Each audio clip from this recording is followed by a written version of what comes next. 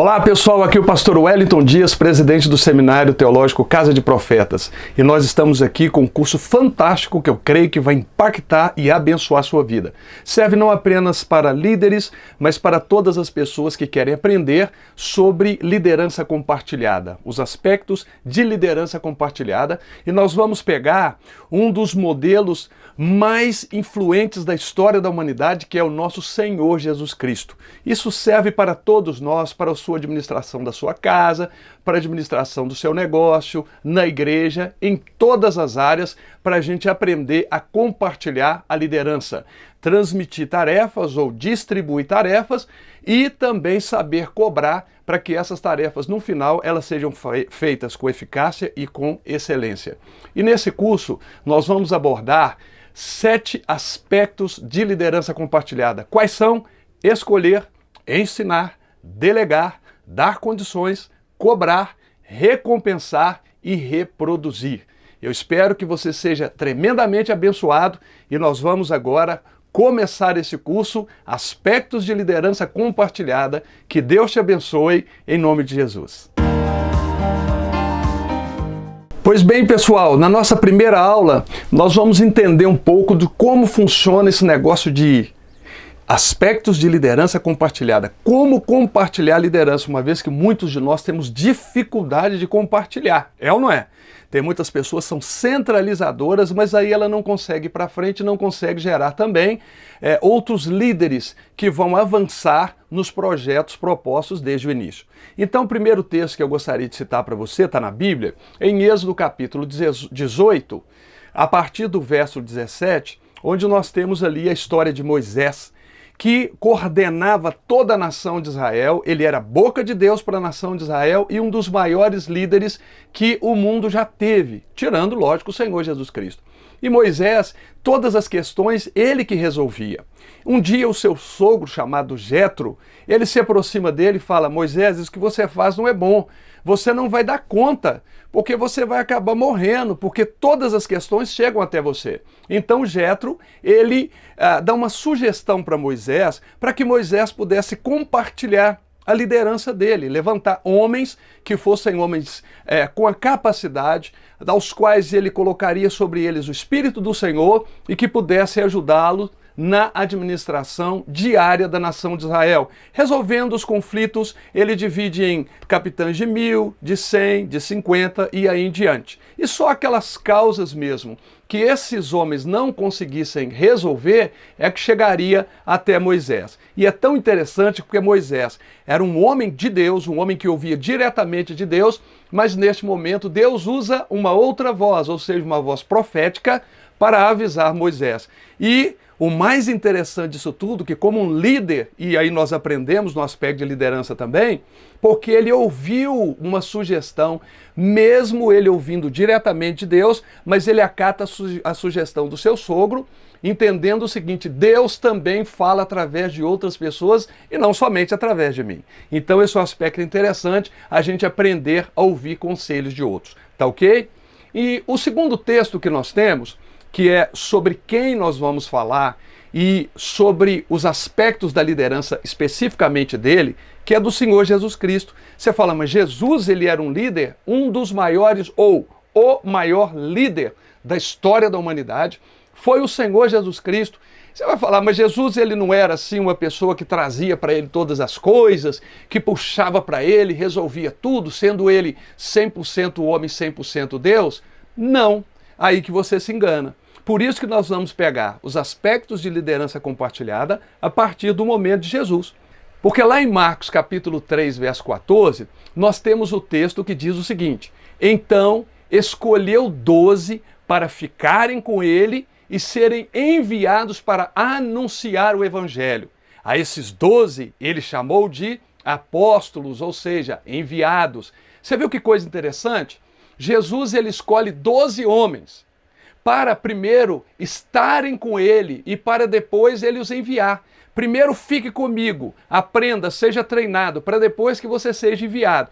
Olha só que interessante que Jesus, ele não pega esses homens e os envia. Primeiro ele vai treiná-los, vai prepará-los para depois encaminhá-los para a obra que ele tinha proposto para cada um deles. E isso cabe para a gente também, porque se o evangelho chegou até nós, é porque esses homens tiveram sucesso nas suas empreitadas. Tirando Judas, lógico, mas até Judas tinha um propósito específico que nós não questionamos, né? Jesus não erra nas suas escolhas. Então, a partir desse texto, nós vamos trabalhar os 7 aspectos de liderança compartilhada a partir do modelo de Jesus, ok?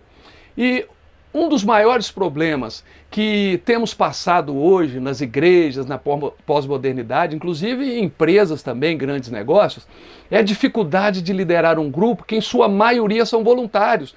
Hoje se trabalha muito com voluntários, então a grande dificuldade é isso.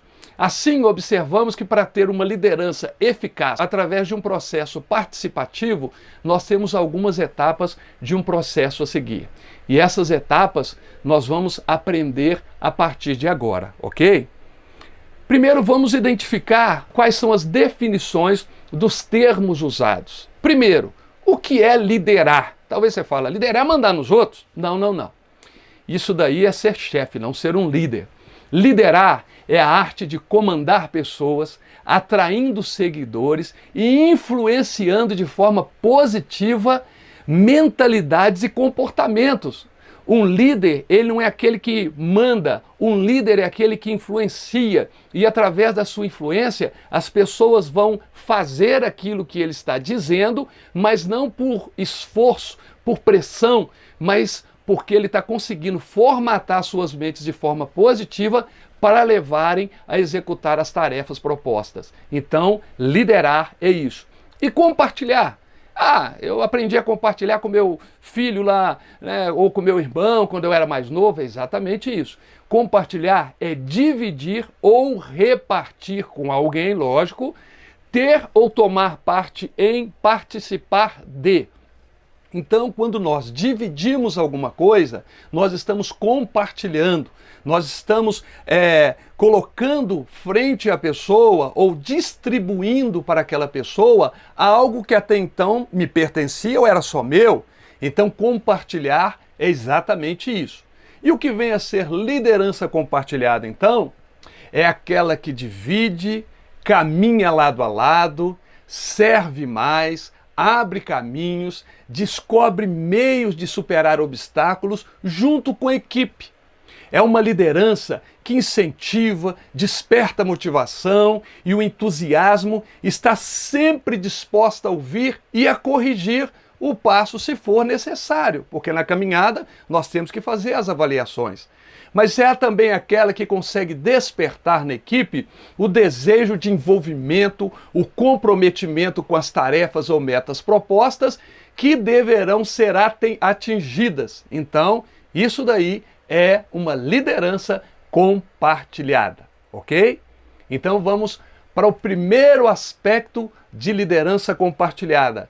Ou seja, a partir do ministério de Jesus, o primeiro aspecto em que ele conseguiu pegar esses 12 homens, que chegou até os nossos dias atuais, esse exemplo de liderança compartilhada. Primeiro aspecto de liderança compartilhada é escolher.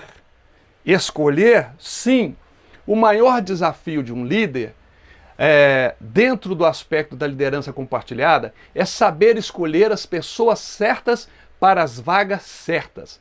Você não pode pegar qualquer pessoa para qualquer vaga. Você tem que selecionar a pessoa certa com preparação para a vaga que lhe está proposta. Há muitos anos atrás, eu tive um treinamento na área empresarial, onde nós aprendemos através de uma dinâmica simples, onde a psicóloga colocou para nós um tabuleiro com peças quadradas, redondas, com peças em formatos de estrela, diversos. E as peças respectivas dividiu em equipes e ela nos deu, por exemplo, uma peça redonda, só que o encaixe ele era quadrado e ela nos mandou colocar. Ok, o outro lá tinha um encaixe quadrado e a peça que ele tinha era redonda ou formato de estrela. Então nós não conseguimos encaixar. O que encaixou, encaixou forçado.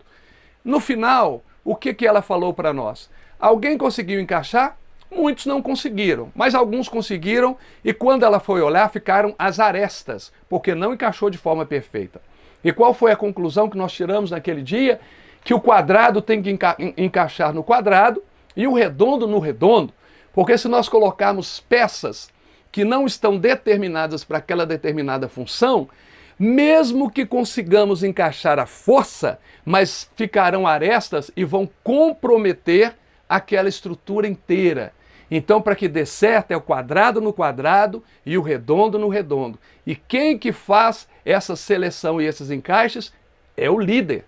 Por isso que é tão importante nós aprendermos a escolher, fazermos uma escolha correta.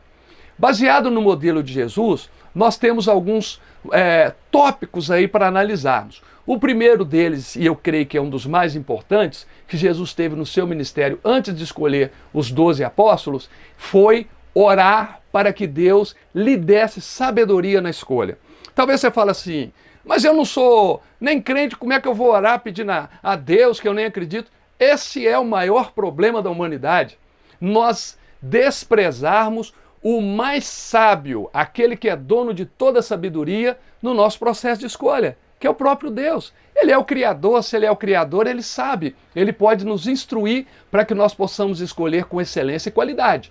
Então a primeira coisa que devemos fazer no processo de escolha é orar para que Deus nos dê sabedoria. E é o que Jesus sempre fazia. Ele sempre estava em oração, buscando do Pai, para que a vontade do Pai fosse feita. Então, se você quiser escolher com qualidade uma pessoa, se você quiser escolher um líder, se você quiser escolher alguém para te ajudar, isso funciona até no casamento.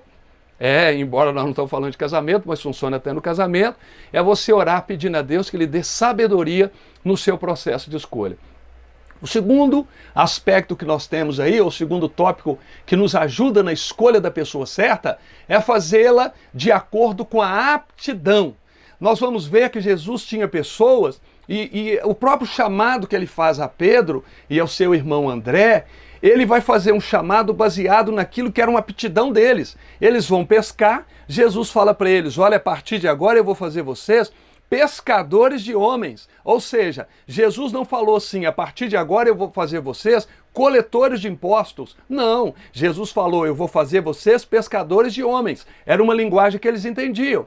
Então Jesus, ele faz a sua escolha de acordo com a aptidão da pessoa. Ele não escolhe simplesmente por, eu gosto do fulano, eu gosto do Beltrano, é chegado meu, desculpa a expressão, mas é o puxa-saco e tal. Ele não faz esse tipo de escolha baseado nesses critérios.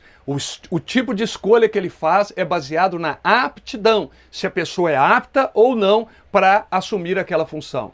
Terceiro tópico dentro da escolha que Jesus fez foi deixar bem claro para todos quais são os escolhidos. Isso é muito sério, porque ele tinha os 12, ele tinha os 70, ele tinha 120, ele tinha a multidão, mas em determinado momento Jesus vai e ele chama 12 do meio da multidão para serem os seus apóstolos. Então, quando ele chama, ele dá nome a eles. Tanto é que nos 4 evangelhos nós temos bem claro o nome dos 12 apóstolos do Cordeiro. Jesus deixou claro, olha, por mais que eu tenho outros discípulos, mas os meus apóstolos, os primeiros a quem eu vou enviar, que vão estar comigo, para depois eu enviá-los e para treinar outros também, ele deixou bem claro quais eram. Eu posso ter problema com pessoas que não foram chamadas? Posso, mas eu não posso me preocupar, porque se eu me preocupar, eu vou ter que ter vaga para todos. E no seu negócio, na igreja, onde for, nós não temos vaga para uma multidão de pessoas. Você tem que saber escolher aqueles que no momento são os que estão mais aptos para exercer aquela função juntamente com você. E que você possa treiná-los para que eles venham reproduzir isso depois. Então, primeiro, orando, pedindo a direção de Deus. Segundo, fazendo a escolha de acordo com a aptidão. Terceiro, deixando bem claro para todos quais são os escolhidos. E o 4º aspecto aí para a gente observar na escolha é defenda seus escolhidos. O que quer dizer isso? Porque muitas vezes nós escolhemos e as pessoas ficam, mas eu sou mulher, eu sou melhor do que ciclano, eu sou melhor do que Beltrano. Aí muitas vezes nós vamos ficar na dúvida, será? Não, uma vez que você escolheu, usando os 3 critérios anteriores, defenda aqueles que você escolheu. Ninguém é perfeito. Nem eu, nem você somos perfeitos. Podemos errar, mas uma coisa é certa, uma vez que você escolheu, aprenda a defender os seus escolhidos. Jesus sempre fez isso. Eu sei que tinham pessoas infinitamente melhores do que Pedro, que foi considerado um rude pescador, mas Jesus o escolheu e Jesus sempre defende os seus 12 discípulos ou os seus apóstolos. Então, o primeiro aspecto de liderança compartilhada é baseada na escolha. Uma frase de um dos maiores presidentes americanos, que foi Abraham Lincoln, ele diz o seguinte: a maior habilidade de um líder é desenvolver habilidades extraordinárias em pessoas comuns. Repetindo, a maior habilidade de um líder é desenvolver habilidades extraordinárias em pessoas comuns.